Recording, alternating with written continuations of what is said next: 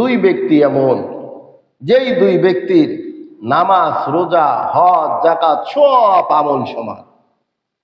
কোনো ব্যক্তির, এই দুই ব্যক্তির কোনো আমল কারো থেকে কম নাই, হুবহুব সেম। কিন্তু এই দুই ব্যক্তিকে জান্নাতের ভিতরে দেওয়া হলো।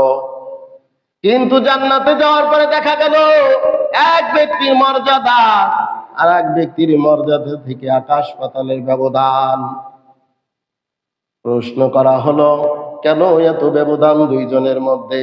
যেহেতু দুইজনের নামাজ, রোজা, হজ, যাকাত প্রত্যেকটা আমল এক, এরপরও কেন এত ভিন্ন? তাকে বলা হলো, এই দুইজনের মধ্যে যার চরিত্র উত্তম আখলাকের অধিকারী, তার মর্যাদা ওই ব্যক্তি থেকে আসমান জমিনের ব্যবধানের মতো। বলেন না সুবহানাল্লাহ।